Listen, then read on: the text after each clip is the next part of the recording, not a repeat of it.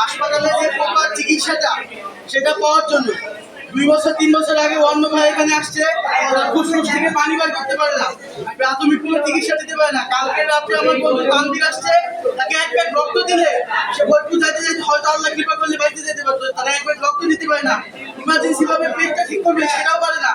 তাহলে এখানে কেন আছে? ফরিদপুর জেলায় পাঠায় কেন? ফরিদপুর জেলা রাজবাড়ী জেলা না।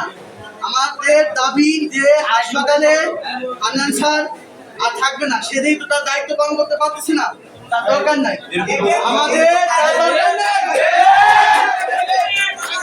দরকার নাই সে অন্য কারো দায়িত্ব দিয়ে দিক, সে যখন পারবে না তখন আমরা আবার আসবো। কিন্তু তার কোনো সিস্টেমই হচ্ছে না, সে কোনো দায়িত্বই পালন করতে পারে না।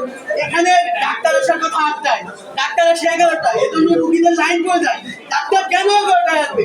11টায় সে নাস্তা করবে, নাস্তা করে রুগীদেরকে আবার নাস্তা করবে, তারপরে চলে যাবে ক্লিনিকে।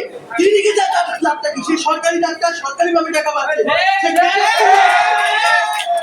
ক্লিনিকে যাবে না, তার দায়িত্ব যেখানে সে সেখানে পালন করবে। তাহলে এর মূল হোতা কি?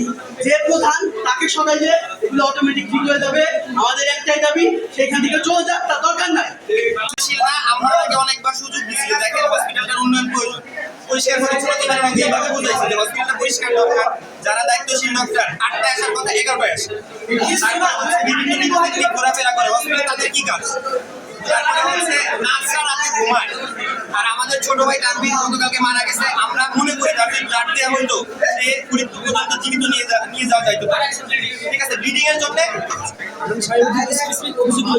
তার ভিতরে হচ্ছে দায়িত্বশীল না, একটা জায়গায় একটা পরিবার যেমন দায়িত্ব নিয়ে চলে, একটা পরিবারের মতো আমরা তাকে বলছি যদি ব্যবসা করতে হয় তাহলে ব্যবসা করেন। আর যেহেতু আপনি ডাক্তার, এখানে আপনি সেবা যদি দিতে চান, সেবার উদ্দেশ্যে আসে। এখানে সে তাদের কোনো টাইম সেন্স নাই, এক সময় এক এক লোক আসে। আর হচ্ছে ক্লিনিক কেন্দ্রিক যে ব্যাপার, সে সবসময় প্রাইভেটে রেফার করে, সবাই প্রাইভেটে যায়। এখন সে দায়িত্ব পালন করতে যেহেতু পারতেছে না, তার এই দায়িত্বে থাকা দরকার নাই।